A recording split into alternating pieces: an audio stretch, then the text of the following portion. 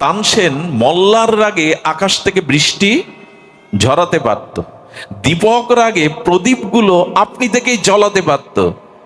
যদি রাগের এই ক্ষমতা থাকে, রাগ মানে ক্রোধ না, রাগ মানে সুরালাভ, যদি রাগের দ্বারা পাথরও বিগলিত হয়ে গেছে, রাগের দ্বারা যদি এই হয়, তবে ভগবান অনুরাগের দ্বারা কি হবে? রাগের যদি এই ক্ষমতা থাকে, আর যার ভগবানে অনুরাগ আছে, তার কি হবে? রাগ এবং অনুরাগ শব্দের দিকে ধ্যান দিন। নমস্কার, আপনারা দেখছেন জয় গোপাল ইউটিউব চ্যানেল। আমরা এখন আস্বাদন করব, যেহেতু কাল নাম, এই নামের উপরে একটু সামান্য আমাদের আস্বাদন। অধিবাসের পর্বের দিন পাঠ থাকাটা একটা বিড়ম্বনা, কারণ পাঠ করতে বসলে যারা আচার্য থাকেন ওইখানে ঠাকুর ঘরের কিছু কাজ থাকে, 12টার আগে মহাপ্রভুকে সেবা করিয়ে বিশ্রাম দিতে হয়। অধিবাস কীর্তনেরও একটা পর্ব থাকে, বিঘ্ন হয়। তবু আমি সামান্য একটু আপনাদের বলবো যে দেখুন, এই নাম এখানে কি বলছে? কৃষ্ণ নাম, রাধা নাম, উপায় করো রসধাম। এই নাম আর চারিদিকেই বন্যার মতো, স্রোতের মতো তরঙ্গায়িত হয়ে আকাশ বাতাস মুখরিত করছে। নাম নাম নাম চলছে। কিন্তু আপনাদের বলি, এই নাম নিতে গিয়ে আজকে দেখুন, আমি আপনাদের একটু জানাই, নাম আপনারা নিচ্ছেন, নাম আমরা নিচ্ছি, কিন্তু নামের যে ফলশ্রুতি, নামের যে ক্রিয়া যেভাবে ভাগবতে বলা আছে, শাস্ত্রে বলা আছে, তার ফলশ্রুতি আজ অধরা থেকে যাচ্ছে। এইবার একটু আপনাদের মনোযোগ দিতে হবে, একটু গভীরে যেতে হবে। সেটি হলো এই যে নাম। আচ্ছা, নামকে আমরা রাখি। আগে যদি বলি, কালকে যেখানে রাগ রাগিনী দ্বারা শিল্পীরা সুরারোপ করবে, এই রাগ রাগিনীতে মোহিত হয় না এমন কেউ আছে? বাঁশি বেহালা শুদ্ধ রাগের দ্বারা সকলে মোহিত হয়। রাগের ক্ষমতা কেমন জানেন? তবে শুনুন, দীপক রাগে আপনি থেকে আগুন জ্বলে যেত প্রদীপে। কি রাগে? এটা তানসেন পাত্র। দীপক রাগে রাগিনীর দ্বারা, রাগের দ্বারা প্রদীপ জ্বালাতো। আর মল্লার রাগে আকাশ থেকে, গল্প শোনাচ্ছি না আপনাদের, এই সেদিন সম্রাট আকবরের সভায় তানসেনের এই ক্ষমতা ছিল। তানসেন মল্লার রাগে আকাশ থেকে বৃষ্টি ঝরাতে পারত, দীপক রাগে প্রদীপগুলো আপনি থেকেই জ্বলাতে পারত।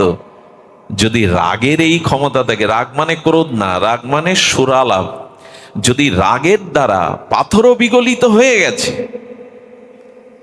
রাগের দ্বারা যদি এই হয়, তবে ভগবান অনুরাগের দ্বারা কি হবে? রাগের যদি এই ক্ষমতা থাকে, আর যার ভগবানে অনুরাগ আছে, তার কি হবে? রাগ এবং অনুরাগ শব্দের দিকে ধ্যান দিন। রাগ এবং অনুরাগ। রাগের পরবর্তী গাঢ় যে প্রীতিময় অবস্থা, মন প্রাণ সমর্পিত অবস্থা, তাকে অনুরাগ বলে। রাগের দ্বারা যদি আকাশ থেকে ঝড়ো ঝড়ো বৃষ্টি নামে, রাগের দ্বারা যদি, সম্রাট আকবরের সভাতে তানসেন গেছেন, তানসেন বলছেন, আপনার মুখে প্রথম দিনে সুরালাপ শুনবো রাগ, কিন্তু যন্ত্রবাদকগণ এখানে কেউ নেই। তানসেন বললেন, সম্রাট, আপনি আদেশ করলে যন্ত্ররা আপনিই বাজবে। আমি সঙ্গীতের সুর ধরলে তবলা হারমোনিয়াম সে তার আপনিই বাজবে। অবাক হয়ে তানসেন দেখেছিলেন যে সেদিন তানসেন স্বরালোপ করলে যন্ত্র আপনিই বেজে উঠেছিল। রাগের যদি এই ক্ষমতা, তবে অনুরাগের ক্ষমতা কেমন জানেন? অনুরাগ নিয়ে নাম করতে হবে আমাদের। অন্তত অনুরাগ চাই। অনুরাগ না হলে এই পথে কিছু পাওয়া যাবে না। অনুরাগ চাই। সেই অনুরাগ কেমন? দেখুন, অনুরাগের ভাষা বলি। মীরাবাইয়ের অনুরাগ দেখুন। মীরাবাই ব্রজের পথে ঘুরতে ঘুরতে সেই রাজরানী আজ কাঙালিনী হয়ে ব্রজের প্রেমময় পথে তার প্রিয় সুন্দর গিরিধারীর জন্য সে অনুরাগে নৃত্য করছে, গীত করছে। 3 দিন মীরা শ্রীধাম বৃন্দাবনের পথে পথে অনুরাগিনী মীরা তার তীব্র অনুরাগ উৎকণ্ঠায় তার গিরিধারী লালকে আনন্দ দিয়ে চলেছে। 3 দিন মীরার পেটে কিছু পড়েইনি, অর্থাৎ খাদ্যই তার মুখে জোটেনি বা পড়েইনি 3 দিন। গোবিন্দ দেখছে মীরার অনুরাগ, আমাকে প্রীতি, আমাকে আনন্দ দেওয়ার জন্য তার যে অনুরাগ, উৎকণ্ঠা, পিপাসা, কিন্তু মীরা তো ক্ষুধাতুর, ক্ষুধা তৃষ্ণা তার বাহ্যিক নাই। গোবিন্দ কি করলেন জানেন? একটা কিশোরের রূপ ধরে ব্রজবাসীদের দুয়ারে গিয়ে ঢোল পেটাচ্ছে। এখন ঢোলের শব্দ শুনলে ব্রজবাসী মায়েরা বেরিয়ে এসে বলছে, কি গো, কি সংবাদ? বলো, মীরা এসেছে বৃন্দাবনে, অলিতে গলিতে অনুরাগিনী মীরা তার প্রিয় পরমের সুন্দর সঙ্গীত সুধা দ্বারায় নৃত্য করছে। কিন্তু মীরা 3 দিন প্রসাদ পায়নি। মীরাকে যে প্রসাদ দিয়ে দেবে গিরিধারী, তাকে কৃপা করবে। যাও যাও, তোমরা মীরাকে প্রসাদ দিয়ে এসো। সেই বংশী বটের তলে মীরার সামনে সব ব্রজমায়েরা প্রসাদের থালি নিয়ে যখন এসছে, মীরা বলছে, আমি যে প্রসাদ পাইনি, কে তোমাদের বলল? বললো, এক কিশোর না ঢোলক বাজিয়ে যেন ঢেড়ি পিটিয়ে বলে এলো মীরাকে যে এক মুঠো দেবে, গোবিন্দ তার প্রতি কৃপা সঞ্চার করবে, অনুরাগ হবে, তাই তো এসেছে আমরা। অনুরাগ হলে ভগবান দূরে থাকতে পারেন না। অনুরাগের ভাষা কি বলবো? রানা মীরাকে মারার জন্য ফুলের ঝাড়িতে সাপ দিয়ে দিয়েছে, বিষাক্ত সাপ। বিষাক্ত সাপের ফুলের ঝাড়িতে মালা মনে করে মীরার অনুরাগিনী মীরা তার সেই প্রেমময় অনুরাগে, গিরিধারী লালাকে সঙ্গীত সুরালাপে অনুরাগে যখন মালা পরানোর ছল করে সেই ফুলের পাত্রে হাত দিয়েছে, অনুরাগেই বিষাক্ত সর্প পুষ্প মালা হয়ে ঝরে পড়েছে। গোবিন্দ, অনুরাগে এটা হয়, অনুরাগে এটা হয়। বলে কি হয়? বলো, মীরার বিষ অমৃত হয়। আমরা নাম করছি বটে, হরি কথা শুনছি বটে, অনুরাগের অভাব। যেটুকু প্রয়োজন অনুরাগ। এখানে নাম শুনবেন, আধা ঘন্টা শুনুন। এখানে হরি কথা শুনতে এসে অন্য গল্প করবেন না। এখানে সামাজিক গল্প, রাজনৈতিক গল্প করার জায়গা এটা না। এখানে পাড়া প্রতিবেশীর গল্প করার জায়গা না। এইটুকু সময় ভগবানকে অনুরাগে দিন, বাহ্যিক ভাবে নয়। এই অনুরাগটাই ভগবান, ওই তুলসী না দিলে যেমন প্রসাদ হয় না, অনুরাগ না দিলে ভগবান প্রসন্ন হয় না। অনুরাগেরই দরকার, এই অনুরাগটাই চাই। আচ্ছা, ভগবান আজ আপনার প্রতি প্রসন্ন, এটা কোন লক্ষণে বুঝবেন? শ্রী ভগবান, আপনি ভজন করেন, হরিনাম করেন, আহ্নিক করেন, আজ ভগবান আপনার প্রতি প্রসন্ন, কি লক্ষণ থেকে বুঝবেন? লটারি বেঁধে গেলে, আত্মীয় স্বজন বাড়ি আসলে, ভালো খাওয়া দাওয়া হলে? বলে একদমই না। কোন লক্ষণ? বলে হরিনাম নিতে নিতে, হরি কথা শুনতে শুনতে যদি চোখে জল আসে, তখনও জানবেন হরি আজ আপনাকে বর দিয়ে দিয়েছেন, কৃপা আজ আপনাকে করে দিয়েছেন। ওই বিগলিত রসধারায় অনুরাগের চিহ্নই হলো দুপোটা চোখের জল। যদি আসে, জানবেন ঈশ্বর আজ আপনার প্রতি সন্তুষ্ট, একটা বর দিয়ে দিয়েছে। অনুরাগের ভাষা, দ্রবীভূত হৃদয়, নয়নে প্রেমাশ্রু। অনুরাগে মীরার কি হলো জানেন? এই তীব্র উৎকণ্ঠা অনুরাগে মীরা ব্রজ থেকে সংবাদ পেল, যেন গোবিন্দ বললেন, প্রাণনাথ বললেন, ব্রজেন্দ্রনন্দ বললেন, মীরা দ্বারকায় এসো। কারণ মীরার স্বপ্নেতেই গিরিধারীর সাথে বিবাহ হয়ে গেছিল। অনুরাগ কেমন? মীরার অনুরাগ বলি, এটা তো অনুরাগিনী, অনুরাগেই ভজন। শুধু নিয়ম যন্ত্রের মতো হরিনাম হরিকথা ভজন করলে পাওয়া যাবে না। মীরার বান্ধবীর বিয়ে হচ্ছে, আর রাজস্থানের বিয়ে মানে বাজি বাজনা, ঘোড়ায় চড়ে আসে, হাতির পিঠে চড়ে আসে, আর বড় পাগড়ি পরে আসে, রাজস্থানের বিয়ে। তো মীরার আগেকার দিনে 10-11 বছর বালিকাদের বিবাহ হতো। একথা বলছি তো অনেক দিনের, 700 বছর প্রায় আগে। তো সেখানে ওর বান্ধবীর বিয়ে দেখে, বর দেখে আনন্দ আর উচ্ছ্বাস, সঙ্গীত বাজি বাজনা দেখে মীরা মাকে বলছে, ও মা, আমার বর কবে আসবে? আমার বিয়ে কবে হবে? ছোট মেয়েকে কি করে বোঝাবে? বললো, আমার বর কই? আমার বর এইভাবে সেজে কবে আসবে মা? আমার বিয়ে কবে হবে? মা ওর জ্বালাতন সহ্য না করতে পেরে ঘরে গিরিধারীর বিগ্রহের কাছে এসে বলছে, এই তোর বর। মীরা, এই তোর বর। মা রেখে চলে গেল। মীরা একটা ভালো শাড়ি পরেছে জানেন, মায়ের শাড়ি।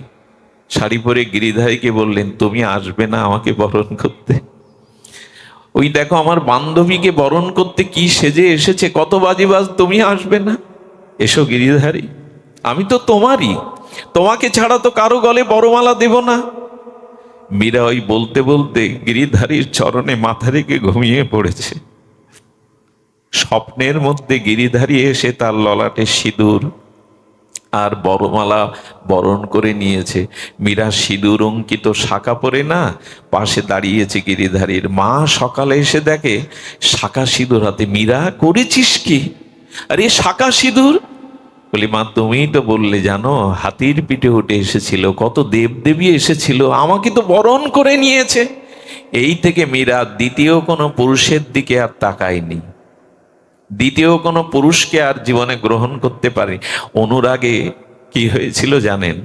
এই ব্রজের পথে অনুরাগিনী মীরার এই ভজন করতে করতে গোবিন্দ সংকেত দিলেন, দ্বারকায় এসো। কেন জানেন? দ্বারকায় হলো মহিষী প্রেয়সীদের জায়গা। বৃন্দাবনে গোপী এবং রাধারানীর ক্ষেত্র। দ্বারকায় আনলেন। দ্বারকার শ্রীমন্দিরে আজও সেই বিগ্রহ আছে। মীরা দেখছে ভিড় ছেলে সবাই চলে গেল। পূজারীকে বলল, পূজারী একবারের জন্য দেখতে দেবে আমার গিরিধারীকে, ভেতরে যেতে দেবে?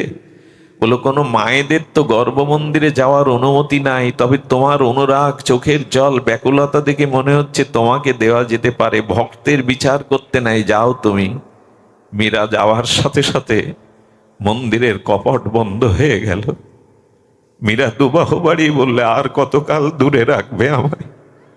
আমি আর পাচ্ছি না, যাও না, তোমার কাছে আমায় নিয়ে নাও, তোমার কাছে আমায় চিরদিনের মতো নিয়ে নাও। এই মরণশীল সংসারে আমি আর থাকতে চাই না। শুনুন, অনুরাগের ধর্ম দেখুন, অনুরাগের শক্তি দেখুন। মীরার এই কাতর, হে দ্বারকানাথ, হে দ্বারকানাথ, হে দ্বারকানাথ, হে গিরিধারী, বলতে বলতেই তার গিরিধারী এই অনুরাগিনী মীরাকে নিজের বিগ্রহের মধ্যে লীন করে নিলেন, মিশিয়ে নিলেন। রাগের ধর্ম এ আর অনুরাগের ধর্ম এ। পূজারী ভেতরে প্রবেশ করে দেখে মীরা নামের কেউ নাই। তবে দেখলেন গিরিধারীর মুখে মীরার শাড়ির আঁচল বাঁধা আছে। গ্রহণ করে নিয়েছেন। অনুরাগ এটা হয়। আমরা ভজন করছি যন্ত্রের মতো, টেপ রেকর্ডার টিপে দিলে যেমন গান বাজে, এটা ভজন না। ভজনে চায় কালকে এখানে রাগ আসবে, রাগ রাগিনী আসবে, অনুরাগ আসবে। তো ঠাকুরমশাই বলেছেন, অল্প ভজন করো কিন্তু অনুরাগে ভজন করো। অনুরাগে ভজ সদা প্রেম ভাবে লীলা। এই যে হরি কথা শুনছি, কই হৃদয় গলে না তো, চোখে প্রেমস্ত্র আসে না তো, হৃদয় নির্মল ভেল তার, হৃদয় নির্মল হলো কই, শুদ্ধ হলো কই? অনুরাগ। এই অনুরাগের আরেকটি ধর্ম আমাদের মহাপ্রভুর জীবনে লীলা চলে। মহাপ্রভু জগন্নাথের সাথে লীন হয়েছিলেন, আপনারা জানেন। এই আরেকটি দৃষ্টান্ত, মহাপ্রভু দোহাত বাড়িয়ে দিয়েছিলেন, আর সেই দোহাত বাড়ালো জগন্নাথের। জগন্নাথই তো তিনি, সচল জগন্নাথ আজ বিগ্রহ জগন্নাথে মিশে গেলেন। এটি হয়, এটি হয়। মহাপ্রভুর ঝাড়িখণ্ডের পথে সেই অনুরাগ মাখা প্রেম নাম রাধা ভাবে, অনুরাগে মহাপ্রভু নাম করতে করতে সেদিন বনের হিংস্র জীবজন্তু, বাঘ ভাল্লুকগুলো, হরিণগুলো, সাপগুলো, হাতিগুলো, বন্য প্রাণী ময়ূরগুলো মহাপ্রভুকে ঘিরে একসাথে বেড়ি কীর্তন করেছিল তারা। আচ্ছা, ব্যাঘ্র এবং হরিণ একসাথে নাচবে, এক জায়গায় থাকবে? শুধু থাকেনি, মহাপ্রভুর নাম অনুরাগে হরিণ আর বাঘ একে অপরকে চুম্বন করে জড়িয়ে ধরেছিল। এ মিথ্যা সংবাদ নয়, অনুরাগের ধর্ম এখানেই। শুধু কি তাই, শ্রীমান মহাপ্রভুর কীর্তন অনুরাগে, তার প্রেম উৎকণ্ঠায় বারিধি ধারায় মহাপ্রভুর রাতুল চরণকে পেয়ে পাথর গলে গিয়ে মহাপ্রভুর চরণকে পাথর ধারণ করে নিয়েছিল। আজও আছে সেই চিহ্ন। মহাপ্রভুর দীর্ঘ চরণ চিহ্নটা ঝাড়িখণ্ডের পথে আজও আছে। পাথর গলে গিয়ে মহাপ্রভুর চরণ ধারণ করলো, কিন্তু আমার হৃদয় গলল না। আমার হৃদয় গলল না। ভগবানের সামনে মাঝে মাঝে বলবেন, প্রভু অনুরাগ এলো কই? সংসারের জন্য তো কাঁদি, রোগ শোকের জন্য তো কাঁদি, কত ব্যাকুল হই, তোমার জন্য এই ব্যাকুলতা কবে আসবে? তোমার জন্য এই ব্যাকুলতা কবে আসবে? সুধীবৃন্দ, অনুরাগ চাই। রাগের ধর্ম যদি এত প্রবল হয়, তবে অনুরাগের ধর্মে সবই হয়। আমাদের ঠাকুর নরোত্তম, তিনি ব্রজের পথে চলেছেন। পথে কতদিন তার নাওয়া খাওয়া নাই, মুখে দুটো অন্ন, মুখে দুটো প্রসাদাদি দিতে পারছে না। হা গৌর, হা গৌর, হা রাধা মাধব, এই উৎকণ্ঠা, এই ব্যাকুলতা, এই অনুরাগে চলেছেন ঠাকুর নরোত্তম। গ্রাম থেকে গ্রামান্তরে, নদী থেকে নদী পরিক্রমা, পথ পরিক্রমায় ক্লান্ত হয়ে যেতে যেতে মূর্ছিত হয়ে পড়ে গেছেন। মূর্ছিত হয়ে পড়ে গেছেন, আর শরীরে বল নাই, কিন্তু অনুরাগে পুষ্ট তার হৃদয়। সেই ব্রজ দর্শনের তীব্র লালসা। কবে কবে গিরিরাজ দর্শন করে ধন্য হব? কবে বা নীল যমুনার জলে শরীর জুড়াবো? কবে রাধা কুণ্ডে বৈষ্ণব বৈঠাকে কবে বসে এই হৃদয়কে প্রেম ভক্তিতে আপ্লুত করব? কবে ব্রজের পথে পথে গোপীদের মতো অনুরাগিনী হয়ে বিরহ কাতরা হয়ে আহা রাধে আ রাধে বলে আকাশকে মাতাবো?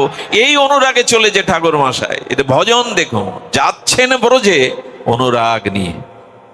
এই অভাবটা যে অনুরাগের, অন্য কিছুর হরিনাম হরিনামই আছে, প্রেম ভক্তি আছে, তা নষ্ট হয়নি।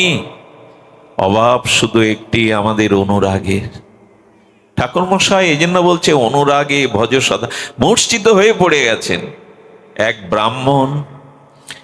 ব্রাহ্মণ একটি স্বচ্ছ পাত্রে আর উৎকৃষ্ট দুগ্ধ এনে মাথায় হাত বুলিয়ে দিচ্ছে। নরোত্তম, নরোত্তম ওঠো, ব্রজে যাবে না তুমি? এই ধুলায় ধূসরিত অঙ্গে কেন পড়ে আছো? সেই পরশ পেয়ে ঠাকুর নরোত্তম উঠলেন। আর এই ব্রাহ্মণ, উনি নরোত্তমের মুখেই তপ্ত দুগ্ধ, উপাদেয় দুগ্ধ এক গ্লাস পান করালেন। এই পান করার সাথে সাথে যখনই পান করলেন, আর সেই ব্রাহ্মণ ঠাকুর নাই। দুগ্ধতা পানের সাথে সাথে প্রাণে মনে যেন শক্তি ফিরে পেলেন। তীব্র ব্যাকুলতা আসলো। যেতে যেতে নিশীতে স্বপ্নেতে রূপ সনাতন বলছেন, ও নরোত্তম, তুমি মূর্ছিত হয়ে অনুরাগে ক্ষুধা তৃষ্ণায় পড়েছিলে, কে তোমাকে দুধ খাইয়ে মনোবল তোমার প্রেরণা দিল জানেন? স্বয়ং মহাপ্রভু ব্রাহ্মণ হয়ে তোমাকে দুগ্ধটা পান করিয়ে আসলো। অনুরাগ না হলে আসে তিনি? আমরা পথ চলতে পারি না কেন জানেন? থেমে যাই কেন জানেন? দেখুন, সব গোপীরা রাসে যেতে পারেনি। কিছু গোপীরা ঘরে আটকে গিয়েছিল। কেন জানেন? অনুরাগের অভাব থাকলে তার চরণে যাওয়া যায় না। গোপীদের অনুরাগ ছিল, কিন্তু অন্য গোপীদের মতো তীব্র অনুরাগ ছিল না। অনুরাগ না থাকলে কিন্তু বাধা পড়ে যেতে হবে, যেতে পারবো না। কিছু গোপী অবশ্য তাদের আত্মা চলে গিয়েছিল, কিন্তু দেহ সরাসরি রাসে যেতে পারেনি, কিছু বাধা আসে।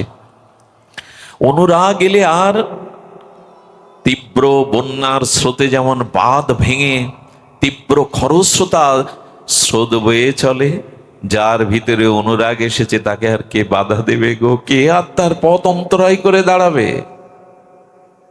এই জন্য যেটুকু ভজন করবেন অনুরাগের সহিত করবেন। এই অনুরাগেরই ভজন আমাদের এই গৌড়ীয় ভজন, শ্রীমান মহাপ্রভু নিতাই চাঁদের এই ভজন, এটাও অনুরাগের, এটা প্রীতির। এখানে শুধু লোক দেখানো ভাব নাই, এখানে বাইরের কঠোরতা নাই, আছে সরসতা। এটা যন্ত্র দানবের ভজন নয়, যান্ত্রিক ভজন নয়, এটা অনুরাগের ভজন। এই অনুরাগটাই আসার জন্যই শুদ্ধ মহৎ সঙ্গ, কৃষ্ণ ভক্ত সঙ্গ করি, কৃষ্ণ ভক্ত অঙ্গ হেরি, শ্রদ্ধান্বিত শ্রবণ কীর্তন। এই শুদ্ধ কৃষ্ণ ভক্তের অঙ্গ হেরি, আর কৃষ্ণ ভক্তের শ্রীবদনে এই হরিকথা শুনলে ওই সাধুর হৃদয়ে, ওই অনুরাগের হৃদয়ে যে অনুরাগ আছে, এটা আপনার মধ্যে সংক্রামিত হয়ে যাবে, সংক্রামিত হয়ে যাবে। এই জন্য ভজন অল্প করুন, কিন্তু যেন অনুরাগে হয়। অনুরাগের ভজন কেমন জানেন? কৃষ্ণদাস আমাদের শ্রীধাম বৃন্দাবনের এই কৃষ্ণদাস পদ রচনা করতেন। পদ রচনা করে ব্রজসুন্দরকে মনোহর, আমাদের রাধা মদন মোহন শ্যামসুন্দরকে শোনাতেন। আর কি করতেন জানেন?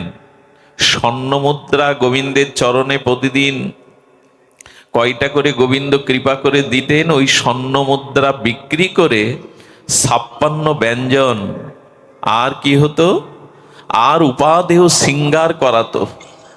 ঠাকুরকে, প্রাণনাথকে, মনোময়কে মনোহর সুন্দর শৃঙ্গার করতো প্রতিদিন নূতন কাপড়ে, আর 56 ব্যঞ্জন দেয়া হতো। তুমি বৃন্দাবন তখন, এখন আধুনিক নগরায়ন হয়নি, তখন ভালো দ্রব্য কিনতে গেলে, উপাদেয় বস্তু কিনতে গেলে এক আগ্রায় যেতে হতো, এক দিল্লিতে যেতে হতো। উনি দিল্লির বাজারে গিয়ে 56 ভোগের যা যা উপাচার কিনে গাড়িতে চড়িয়ে দিয়েছেন, গরুর গাড়িতে, ঘোড়ার গাড়িতে। আর কি করেছেন? গোবিন্দের জন্য দামি বস্ত্র কিনছেন। সেই বস্ত্র কিনে আসার সময় দেখছে, এরকম শুদ্ধ অনুরাগীর ভক্ত সঙ্গ পেলে কি হয়, এসে দেখছে এক কিন্নরী কণ্ঠে কে যেন আকাশ বাতাস মুখরিত করে মধুর কণ্ঠে সঙ্গীত করছে। আর সেই সঙ্গীতে বাজারের রাজপথের উপরে দাঁড়িয়ে সহস্র মানুষ আবেশ হয়ে তা শুনছে। কে নাচছে জানেন? বাইজি। এই বাইজির মধুময় কণ্ঠে তিনি গান করছেন, আর সেই গানের সুরের লহতিতে আবেশ এসে শত মানুষ ওখানে পয়সা ছুটছে আর ওই গান শুনছে।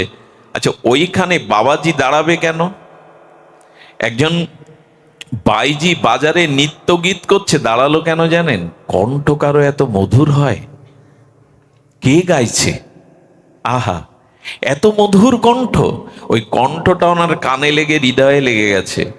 উনিও ওই যারা দাঁড়িয়ে দাঁড়িয়ে এই নর্তকীর এই সঙ্গীত আর নৃত্য দেখছে, উনি তাদের মাঝে দাঁড়িয়ে। কৃষ্ণদার বাবাজির মতো মহাত্মা যদি দাঁড়ায় এই বাইজির নৃত্য গীত দেখতে, সবাই বলছে, বাবাজি আপনিও শেষ পর্যন্ত কত কথা তাকে শোনাচ্ছেন, বাবাজি আপনিও এই লাইনে ভিড়ে গেলেন, কত অপমান, কোনো কথা। কিন্তু উনি দাঁড়ালেন কেন জানেন? এত সুন্দর কণ্ঠ কারো হয়? এত মধুর কণ্ঠ। সবাই যখন টাকা ছুড়িয়ে দিয়ে চলে গেছে, তখন বলছেন, বাবা আপনি, বাবা আপনি এখানে? ওনাকে চেনে না কে? বললেন, হ্যাঁ। তুমি গান শোনাবে? বলো, কাকে? বলো, আমার এক বন্ধুকে, আমার এক বান্ধবকে শোনাবে। বললেন, আপনার বান্ধব কি ধনী? টাকা ছুড়ে দেবে তো আমি গান গাইলে? এই অনুরাগী বাবা বলছেন, আমার বন্ধু বড় ধনী লোক, তাকে যদি সঙ্গীত দিয়ে আনন্দ দিতে পারো, তিনি এমন কিছু দেবে, তোমার জীবনে আর কোনো অভাব থাকবে না গো, আর অভাব থাকবে না। বলে, এত বড় লোক তোমার সখা, তোমার বন্ধু? তবে আমি গাইবো। বলে, দাঁড়াও। পয়সা দিয়ে ঘোড়ার গাড়ি ঠিক করে ঠিকানা লিখে দিলেন, গোবর্ধনের অমুক মন্দিরে গিয়ে এই চিঠিটা দেখালে তোমাকে একটা ঘর দিয়ে দেবে। বাবাজি পেছনে আসছেন, বাবাজি পেছনে আসছেন, কৃষ্ণদাসজি। আর এই পতিতা যখন গিরিরাজ গোবর্ধনে শ্রীমন্দিরের দিকে আসছে, তখন সবাই বলছে, তুমি কোথায় যাচ্ছ? বলো, বাবাজি পাঠিয়েছে। বলো, বাবাজির কি মতিভ্রম হলো? শেষ পর্যন্ত নর্তকী বাইজিকে নিয়ে ভগবানের মন্দিরে উপস্থিত হলো। ওনাকে বললেন, এই ঘরে তুমি থাকো আর শোনো। এই দেখুন, শুদ্ধ ভক্তের, অনুরাগী ভক্তের সঙ্গ পেলে কি হয়। এই নর্তকীকে, গায়িকাকে বললেন, তোমার গান গাইলে হবে না, আমি লিখে দেব যে পদ, সুর করে দেব যে পদ, সেই সুরেই তোমাকে শোনাতে হবে আমার বন্ধুকে। আর কি করতে হবে জানো? আজ থেকে তোমার ওই পোশাক পরলে হবে না, রাধারানীর একটা প্রসাদী পোশাক ওকে দিয়ে দিলেন। আজ থেকে এই 3টে দিন তুমি এই গানের প্রশিক্ষণ নেবে, চর্চা করবে, পড়ো। আর আজ থেকে কিন্তু তুমি যা খাও তোমাকে তা খাওয়াবো না, আজ থেকে মন্দিরের প্রসাদ পেতে হবে তোমায়। আমার বন্ধুকে গান শোনাতে গেলে তোমার সাজগোজটা কেমন লাগবে জানো? একটু তিলক কণ্ঠী নিতে হবে। এই দেখুন শুদ্ধ অনুরাগী ভক্তের সঙ্গে কি হয়। 3 দিন ধরে যারা গোবিন্দের প্রসাদ পায়, রাধারানীর প্রসাদী বস্ত্র পরিধান করলো, রাধাকুণ্ডীর রজ নিয়ে তিলক করলো, আর বাবাজির লেখা গানের সুর করে 3 দিন গাওয়ার পরে বলছেন, এবার যদি প্রস্তুত হয়ে থাকে তবে আপনার বন্ধুর কাছে নিয়ে চলুন। আপনার বন্ধুকে সঙ্গীত শোনানোর জন্য আমিও বড় লালায়িত। ওকে সুন্দর করে গোপী বেশে সাজিয়ে তিলকমালা, ফুলমালা, চন্দনে চর্চিত করে বললেন, কোথায় আপনার বন্ধু? মন্দিরের দুয়ার খুলে বলছেন, এই আমার সখা, এই আমার বন্ধু, ওকে গান শোনাও। আপনি আমাকে কি পেয়েছেন? একটা মূর্তিকে গান শোনাতে এসছি আমি? যেই এই কথা বলেছেন, একটা মূর্তিকে গান শোনাবো, সে কি শুনতে পায়? সঙ্গে সঙ্গে বাবাজি সিংহের মতো গর্জন, ও তাহলে দেহকে, সঙ্গীতকে শোনাবে যারা টাকা ছুঁড়ে মারে, তোমার দেহের সৌন্দর্য অঙ্গভঙ্গিমা ভোগ করে, তুমি তাদের শোনাবে? যাকে শোনালে জন্ম মৃত্যু জরাব্যাধি অভিশাপ মুক্ত হয়, তুমি তাকে শোনাবে না? খুব দৃঢ় কণ্ঠে যেই বলেছেন, সাধুদের কথায়, সচ্চরিত্রবান নিষ্ঠা ভজনশীলের শব্দের মধ্যে একটা শক্তি থাকে। ওকে ওই শক্তির দ্বারা বলছেন, তাহলে উনি মূর্তি নন।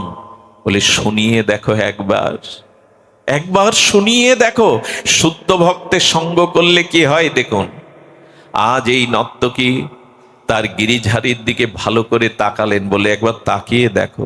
আমি আগেই বলেছি, বিগ্রহ তো মন্দিরে থাকে, অনুরাগে যদি না দেখতে পারেন তবে ওই বিগ্রহের মধ্যে আপনি বিগ্রহের স্বরূপ দেখতে পাবেন না।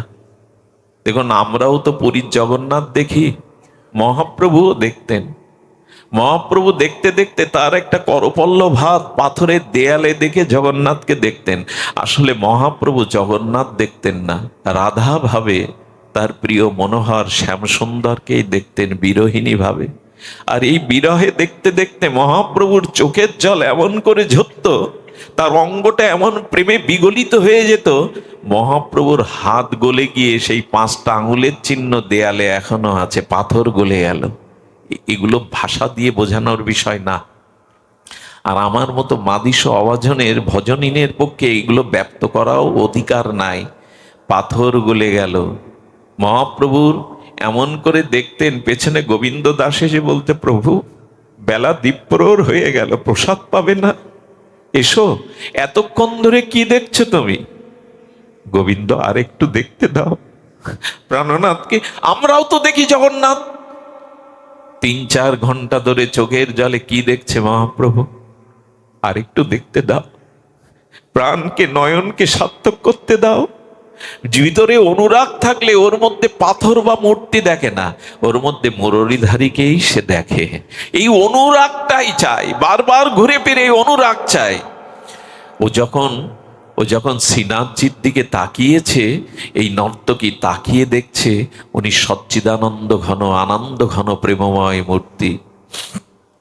সঙ্গীত শুনতে শুনতে বললেন, সারা জীবন কোনো সৎ কাজ করিনি, আজ বাবাজির কৃপায় প্রসাদ পেয়ে তোমাকেই সঙ্গীত শোনাচ্ছি। আচ্ছা বলো না, তুমি আমার সঙ্গীত শুনছো তো? বলো না, সারা জীবন নেচেছি, গেয়েছি, আজ তুমি শুনছো তো? কি বলবে বিগ্রহ? উনি পাথর নন, প্রতিমা নন, অষ্ট ধাতু নন। উনি কি করলেন জানেন? বলে, একবার দেখিয়ে দাও, আমি যে ভজন তোমায় শোনাচ্ছি, একবার অন্তত তুমি একটা কিছু প্রমাণ দাও যে তুমি আমার ভজন আর শুনছো। কি ব্যাকুলতা, অনুরাগ! সঙ্গে সঙ্গে দেখলেন শ্রীনাথজি ঠোঁটের কোণে হাসি ফুটে উঠেছে। যেই হাসি দেখলেন, ভুবন ভোলানো হাসি, স্বীকার করলেন আমি তোমার সঙ্গীত শুনছি।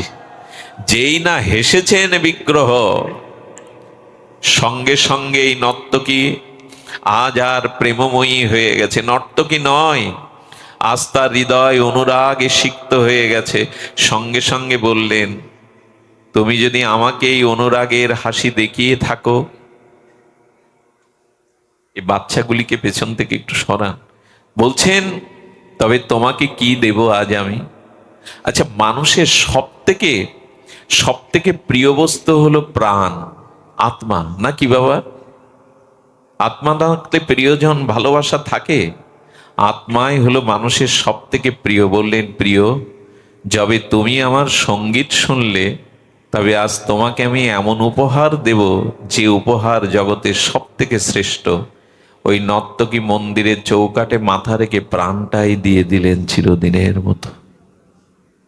3 দিনে মাত্র এমন মরমী ভক্তের সঙ্গ পেয়ে, প্রসাদ পেয়ে তার প্রাণটাই দিয়ে দিলেন গিরিধারীকে।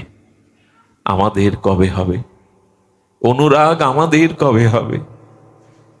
এই জন্য যার হৃদয়ে অনুরাগ জন্ম নিয়েছে গুরু কৃপায়, মহতের কৃপায়, গুরু মহারাজ বলতেন, যদি কেউ রাধাকুণ্ডে যায়, যদি স্বজাতীয় সয় ভক্তি, নাম, প্রেম তার মধ্যে থাকে, তবে সে যেন রাত্রের নিস্তব্ধতায়, রাত্র দ্বীপ্রহরে রাধাকুণ্ডে কান পাতে। রাধাকুণ্ডে যদি কোনো মরমী ভক্ত রাত্র দ্বীপ্রহরে কান পাতে, তবে রঘুনাথ দাস গোস্বামী সেই হাহাকার, হা রাধে আজও শুনতে পায়। কিন্তু সেই অনুরাগ কই? আমি শুরু করেছিলাম সংস্কার দিয়ে। জীব যখন শুদ্ধ সংস্কার, সাধুসঙ্গ, দীক্ষা, ভজন ক্রিয়ায় আসে, তারপরে তার অনুরাগ প্রয়োজন। রাগের ধর্ম আর অনুরাগের ধর্ম এটাই। অনুরাগ চাই। অনুরাগটা আসবে কিসে, তার পূর্ব লক্ষণটা বলেই আমি পাঠ বিশ্রাম রাখবো। অনুরাগটা পাবেন কি করে? অনুরাগ পাওয়ার জন্য যেটা প্রয়োজন, সেটা আমরা আস্বাদন করি গরুর, পক্ষীরাজ গরুর এবং কাক ভূষণ্ডির মুখে। এটা রামচরিত মানসে তুলসীদাস গোস্বামী উল্লেখ করেছেন বড় মর্মে। এইটুকু আপনাদের শ্রবণের আহ্বান করছি। একটু ধৈর্যশীল হয়ে, একটু অনুরাগ নিয়ে শ্রবণ করুন। দেখুন, অনুরাগ আসবার জন্য আমি প্রথমে সংস্কারের কথা বলেছি, দ্বিতীয় বলবো আমাদের মস্তিষ্ক, মনটা শুদ্ধ করতে। একটা জিনিস বলি, ঘরে গিয়ে আজকাল দেখবেন যাদের একটু সামর্থ্য আছে, বাড়ি গিয়ে দেখবেন সব সেট করা, পালঙ্ক সেট, ড্রেসিং টেবিল, কি বলে ওকে, খাবার ডাইনিং টেবিল, সব সেট আছে ঘরে। আসলে ব্রেনটাই সেট নেই, মস্তিষ্কটাই, মানে যা আয়োজন করেছি সব নিজের ভোগের বা সুখের জন্য।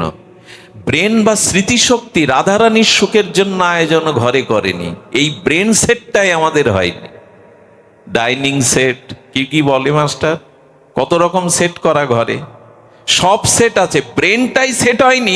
তোমাকে আনন্দ কি করে দেব, তোমাকে সুখ কি করে দেব, এটি ঘরে আছে তো আমাদের?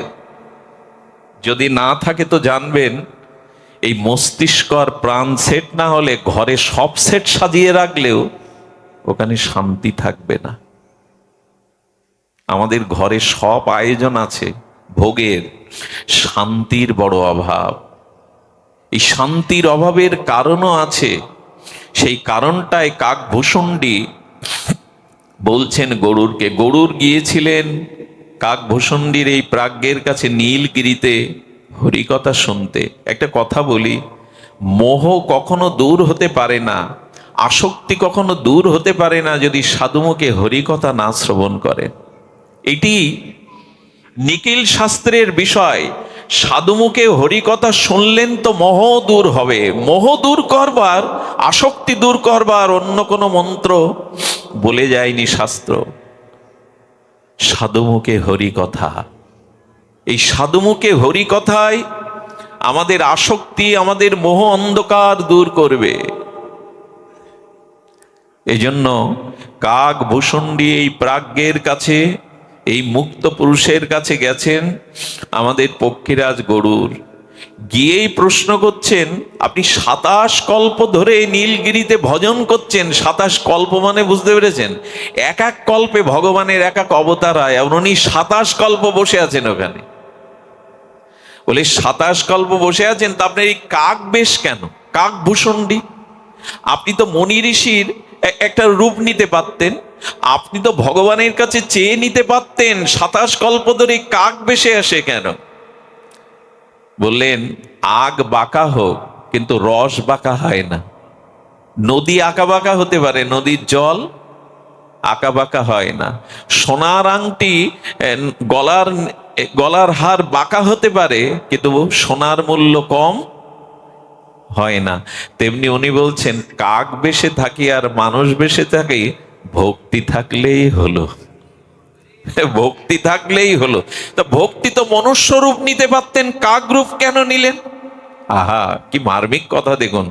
বলে দেখো, মনুষ্য রূপ নিলে আমি ভগবানের এত নিকটে যেতে পারতাম না। বলি কিরকম?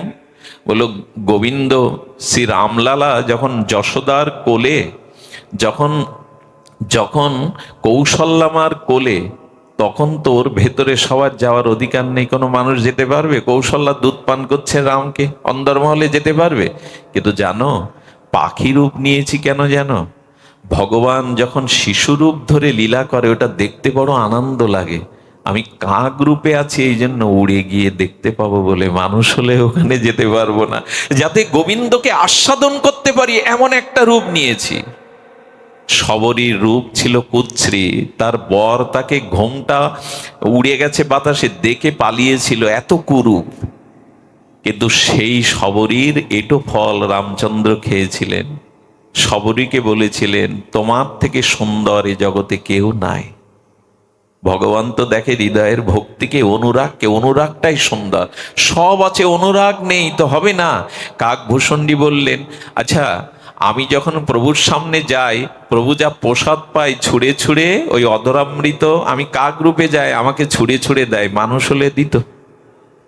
যাতে আমার ভক্তি হয়, এই জন্য আমরা রূপ পাইনি বলে যেন দুঃখ না করি, অনেক গুণ পাইনি বলে যেন দুঃখ না করি, অনেক বিদ্যা পাইনি বলে যেন দুঃখ না করি। আমরা ভক্তি বা অনুরাগ হয়নি বলেই যেন দুঃখ করি। ভগবান রূপ বা বাহ্যিক কিছু দেখেন না, অনুরাগ দেখেন। হৃদয়ে কার কত অনুরাগ, এটাই ধরেন। কাকভূষণ্ডী যখন বলে চলেছেন এক মার্মিক কথা, কাকভূষণ্ডীকে গরুরকে বলছেন আচ্ছা,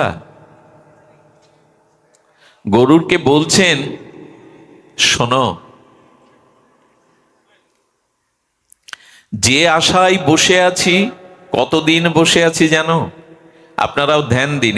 এক কল্প, এক কল্প মানে এক এক কল্পে 4000 যুগ হয়।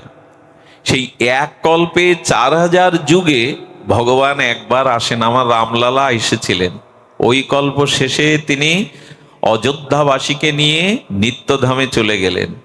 আমি চেয়ে রইলাম রঘুপতি রামচন্দ্রের দিকে। দ্বিতীয় কল্প এলো। দেখুন কল্প মানে কিন্তু 1-2 মিনিট সেকেন্ড বছর না, যুগ না, 4000 যুগ। পরের কল্প চেয়ে থাকলাম তার দিকে, বলি আসেনি। বললো না, তিনি নিত্যলীলায় চলে গেলেন। তৃতীয় কল্প, চতুর্থ কল্প, গরুর কানে আঙুল দিয়ে বলছেন আর বলতে হবে না, 4 কল্প ভগবানের দিকে চেয়ে আছেন, আপনার কাছে আসেনি প্রভু। বলে তোমার শোনা এখনো শেষ হয়নি, আরো শ্রবণ করো। 5 কল্প গেল, 6 কল্প গেল, 20 কল্প বলার পরে বলছেন আর বলতে হবে না আপনার। এইবার 20 কল্প অপেক্ষা করছেন তার দিকে চেয়ে, প্রভু আসেনি। 20 কল্প নয়, তবে শোনো গরুর, 27 কল্পে আমি এখানে বসে আছি তার দিকে চেয়ে, অন্য কারো দিকে চাইনি। বলো কি ঘটলো? বলো 27 কল্পে প্রভু রামচন্দ্র যখন অযোধ্যাবাসীকে নিয়ে নিত্যলোকে যাবেন, তখন আমার দিকে একবার ফিরে তাকালো। এই 27 কল্প পরে আমার দিকে একবার ফিরে তাকালো। ফিরে তাকাবার পরে জিজ্ঞাসা করছে কি চাই বলো, কি চাই বলো। দেখুন ভগবান বা সদ্গুরুদেব যদি আপনাকে কিছু চাইতে বলে, ফস করে চাইবেন না, দ্রুত চাইবেন না, চাওয়াটা ভুল হতে পারে। গরুর তখন বলছেন আপনি কি চাইলেন? আপনি কি চাইলেন? বলে 27 কল্প যার জন্য অপেক্ষা করেছি, খুব দ্রুত চাইলে হবে? অপেক্ষাটা 27 কল্পের, চাওয়াটাও তো দ্রুত চাইলে হবে। এই দেখুন ভগবানের কাছে চাইতে হয় কি, বলে কি চাইলেন আপনি? ভগবানকে বললাম, প্রভু আমার চাওয়ার মতো নিজের যোগ্যতা নাই,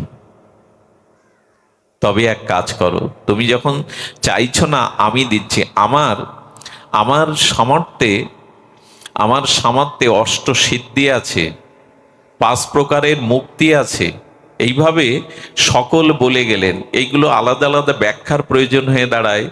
আমাদের সাযুজ্য, সারূপ্য, শালুক্য, শাস্তি, এভাবে 5 প্রকারের মুক্তি আছে, অষ্ট সিদ্ধি আছে। যে সিদ্ধি পেলে আপনি ভগবানের ন্যায় শক্তিশালী অঘটন ঘটাতে পারবেন। এইভাবে যখন ভগবানের কাছে যা যা ছিল, সেই সিদ্ধি, অষ্টসিদ্ধি, পঞ্চমুক্তি, জ্ঞান, বৈরাগ্য, বিবেক, সাযুজ্য, সারূপ্য, শালুক্য, বললেন প্রভু ওগুলো যাদের যাদের দিয়েছো, আর নতুন কিছু আছে দেওয়ার? না, ওই নতুন কিছু না, ওই পুরনো যা দিয়ে আসছে এতকাল, আমি ওইটা চাইনি, আর নতুন কিছু আছে। রঘুপতি রামচন্দ্র ভগবান তখন ওর দিকে একটু তাকাচ্ছে, আর কি চাইতে পারে জীব, আর কি চাইতে পারে ও? বললো প্রভু ওই যা দিয়েছো তুমি ওইগুলি না, আমার ওগুলোতে প্রয়োজন নেই। কাকভূষণটির দিকে চেয়ে গরুর বলছেন, কি চাইলেন বলুন না। বলে ওই জন্য তো বলছি 27 কল্প অপেক্ষা করার পরে চাইছি, যা তা চেয়ে তো ভুল করব না। তবে বললেন প্রভু যদি দিতেই হয়, অনিমা, লঘিমা, গরিমা, অষ্টসিদ্ধি, পঞ্চমুক্তি চাই না, তুমি তোমাকেই আমায় দিয়ে দাও। তোমার ভক্তিটাই আমাকে, অনুরাগটা, এই যে অনুরাগের কথা বলছিলাম, অনুরাগ আর ভক্তিটা তোমাকেই দিয়ে দাও। প্রভু থমকে দাঁড়ালেন। এরকম চাওয়া সকলেই চাইতে পারে না। আচ্ছা, আমরা যে ভগবানের কাছে বিদ্যা চাই, ধন চাই, প্রতিষ্ঠা চাই, পাণ্ডিত্য চাই, সুখ্যাতি চাই, সব কিছু চাই, কিন্তু লক্ষ্য করেছেন শুভঙ্কর বলল, দাদা আমি আপনার এই দোকানটা দিয়ে দিলাম, আমার দোকানে অনেক কিছু আছে, দিয়ে দিলাম। আচ্ছা আপনি সন্ধ্যায় আসেন, এই দোকান আপনারই আমি দিয়ে দিলাম। সন্ধ্যায় যাওয়ার পরে দেখছি উনি বাইরে যা যা ছিল দোকানের মধ্যে ঢুকিয়ে 3-4টে তালা মারলেন। এবার যদি বলেন নিন, আপনি এই দোকান নিয়ে নিন, চাবিটা কার কাছে? ওনার কাছে। এটা কি দেওয়া হলো? আসলে দোকান দেওয়া মানে দোকানের চাবিটা তুলে দেওয়া। ভগবানকে যেন কাকভূষণটি বলতে চাইছেন, সব দিয়েছে ওটা দেওয়া নয়, এই বিদ্যা, ধন, মান, ঐশ্বর্য এটা দেওয়া নয়। যেদিন চাবি দেবে, অর্থাৎ ভক্তি বা অনুরাগটাই আমার কাছে দেবে, সেই দিন আমি তোমায় পাবো। আমি ঐশ্বর্য, অনিমা, লঘিমা পেয়ে কি করব? চাবিটা দেওয়াই মানে সব দেওয়া। ওইটা তো দাওনি, তোমাকেই দিয়ে দাও। দেখুন, চাইতেও জানতে হয়, অনুরাগ না হলে তোমাকেই দিয়ে দাও। কাকভূষণটিকে তখন বলছেন গরুর, আপনি আর কিছু চাইলেন না, ওটাই চাইলেন? বলে ওটাই তো চাওয়া গো, 56 ব্যঞ্জন রন্ধন করলে কিন্তু একটু লবণ দিলে না, ওটা যেমন আস্বাদন হয় না, তেমন ভক্তি বা অনুরাগ না থাকলে ভগবানকে পেয়েও পাওয়া হয় না। লবণহীন ব্যঞ্জন আস্বাদন হয় না, অনুরাগ বা প্রীতি না থাকলে ভগবানকে পেয়েও পাওয়া হয় না। আমি নিবেদন করব আপনাদের, চাইতেই যদি হয়, এই নামযজ্ঞ, এই ভজন সাধন, বিনিময় কিছু চাইবেন না। ব্যবসায়িত্তিকা বুদ্ধি যেন মাথায় না আসে, চাবিটাই চাই, সর্বস্বটাই চাই, তোমাকে চাই প্রভু। সবশেষে একটা কথা বলেই বিশ্রাম করি। দেখুন, ভগবান যাকে ঐশ্বর্য দেন, সেই ঐশ্বর্যে ভগবান তাকে নাচান, সে ঐশ্বর্যে নাচতে থাকে। ভগবান যাকে ঐশ্বর্য দেন তাকে নাচান, আর ভগবান যাকে অনুরাগ বা ভক্তি দেন, ভগবান তার হাতে নাচেন। ঐশ্বর্য পেলে ভগবান তাকে নাচান ঐশ্বর্যে, আর অনুরাগ বা ভক্তি কাউকে দিলে তার হাতের পুতুলের মতো ভগবান নাচতে থাকে। এই হলো ভক্তির পার্থক্য, এই হলো ভক্তির পার্থক্য। এইটুকু নিবেদন করি। রামচরিত মানসে রামচন্দ্রকে মঙ্গল ভবন বলেছেন। কি বলেছেন রামচন্দ্রকে? মঙ্গল ভবন। রামচন্দ্র কি? মঙ্গল ভবন। আর হনুমান যে কি বলেছেন জানেন? মঙ্গল মূরতি। হনুমান হলে মঙ্গল মূরতি, আর রামচন্দ্র মঙ্গল ভবন। মূর্তিতে ভবন থাকে না, ভবনে মূর্তি থাকে। ভবন মানে ঘর, গৃহ। গৃহেতে মূর্তি থাকে না, মূর্তির মধ্যেই ঘর থাকে। একটু কথা বলুন, কি থাকে? ভবনেই মূর্তি থাকে। বললেন দেখো, অনুরাগী ভক্তকে যদি সঙ্গ করতে পারো, তার অনুরাগ যদি নিতে পারো, তবে সেই দিনই তোমার মঙ্গল হবে, যেদিন তুমি মঙ্গল ভবনকে আশ্রয় করবে। কারণ মঙ্গল মূর্তি মঙ্গল ভবনেই থাকে, বাইরে থাকে না। তো ভগবানকে অনুরাগ ও প্রীতি দিয়ে, ভক্তি দিয়ে যদি আশ্রয় করতে পারো, তখন মঙ্গল ভবনে মঙ্গল মূর্তি প্রকাশ হয়ে যায়। কারণ ভবনেই মঙ্গল অবস্থান করে। আপনাদের কাছে অনুরোধ, আপনারা কালকে নামযজ্ঞ শুনতে আসবেন। এই নামযজ্ঞ কমিটি কারা আমি তাদের চিনি না। আমাদের জোড়নপুরের শ্রদ্ধেয় খোকন দাদা এই অনুষ্ঠানের জন্য আমাকে বলেছেন যে দাদাদি একবার আসুন। তার কথা রাখতেই আসা। তবে কমিটিকে বলি, যজ্ঞ যারা করছেন, এই যজ্ঞ করার পেছনে, যজ্ঞের সেবক হওয়ার পেছনে কিছু যোগ্যতা ভাগবত বলে দিয়েছে। সেটা হলো সেবা বুদ্ধি। যজ্ঞ মানে সেবা বুদ্ধি। আমি অনেক অনেক অনুরাগে বলি, বারবার বলি, এইখানে যারা 50-60 কিলোমিটার দূরে নাম শুনতে এসে, অনেক বৃদ্ধ মানুষ কোনো আশ্রয় না পেয়ে এখানেই সারা রাত জেগে নাম শুনেছে, সকালবেলা তাদের বাড়ি নিয়ে স্নান করিয়ে দুমুঠো আহারের ব্যবস্থা করেন তো না? মেয়ে জামাই মেসোমাসি এসছে, তাদের দিকে লক্ষ্য করেন। যজ্ঞ মানে এই নয় নিজেদের প্রকাশ করা। আমরা এত টাকার দল এনেছি, এত ভালো ডেকোরেটর করেছি, প্রতিযোগিতা যোগ্য নয়। কলিতে যজ্ঞগুলোর দ্বারা সার্থক ফল হয় না, এই কারণে এখানে প্রতিযোগিতা লেগে যায়। নিজেদের অস্তিত্বের বিষয়ে আমরা সেবার বিষয়ে লক্ষ্য থাকে না। পুরাদিনের যজ্ঞ যখন হতো, আমি ছোটবেলায় দেখেছি 1 কিলোমিটার দূরে মা ঠাকুরমারা রাস্তায় ঝাড়ু দিত। ঠাকুমা, রাস্তায় ঝাড়ু দিচ্ছ কেন? বলি এই পদ্মেই তো যজ্ঞ শুনতে যাবে সাধুরা, অনেকের চরণে জুতা থাকে না, পাদুকা থাকে না, যদি কাটা ঝিল ফোটে তাই রাস্তা পরিষ্কার করছে। এই হলো যজ্ঞের ভাবনা। আগে দেখতাম এই কঠোর তাপ ও প্রবাহে একটা চালা তৈরি করে, পাতার চালা তৈরি করে, আর জল নিয়ে ছোলা নিয়ে বসেছে। কেন? যজ্ঞে যাচ্ছ আমাদের গ্রামে, পিপাসা লেগেছে, একটু চাওয়ার আগে যাতে জল দিতে পারি। কোথায় সেগুলি? যজ্ঞে আসলে আগে অনেকেই চরণ ধুয়ে দিত, সাধু গুরু বৈষ্ণব এদের চরণ জল করত। এখন আর সে ব্যবস্থা নাই। সুধীবৃন্দ, আরো একটা কথা বলি, এই নাম যজ্ঞে কালকে যারা আসবেন, শারীরিক অসুস্থ যাদের আছে, যারা মাটিতে বসতে পারেন না, যাদের শারীরিক সমস্যা, যাদের শিরা বা অন্যান্য সমস্যা আছে, তারা চেয়ারে বসবেন। কিন্তু নামকে নিচে রেখে যদি কেউ সুস্থতার পরেও চেয়ারে বসেন, ভগবান তার প্রতি প্রসন্ন না হয়ে, ভাগবত বলছেন, তার একটা কিঞ্চিত অপরাধ হয়ে যায়। কারণ শ্রেষ্ঠত্বকে সম্মান না দিয়ে যদি আপনি শ্রেষ্ঠকে অবমাননা করেন, 5টা জিনিস আপনার নষ্ট হবে: আয়ু, শ্রী, যশ, সুকৃতি এবং ধর্ম। এই জন্য নামযজ্ঞের আসরে এসে, আচ্ছা, সুখদেব ভাগবত বলছেন, সামনে কে বসে শুনছেন জানেন? নিচেতে কে শুনছেন? ব্যাসদেব, পরাশর, বশিষ্ঠ, মৃত্যুঞ্জয়ী মহাপুরুষরা নিচে বসে শুনছেন। আগেকার দিনে চেয়ারের ব্যবস্থা রাখতে হবে, তবে কাদের জন্য? সুস্থ যারা, তাদের জন্য, তাদের জন্য নয়। কারণ করুণা বা কৃপা নিচের দিকে গড়ায়। সুধীবৃন্দ, যতটুকু যার সম্মান তাকে দিবেন, কিন্তু ভগবানের নামকে, ভগবানের নাম মহিমাকে ক্ষুণ্ণ করে নয়।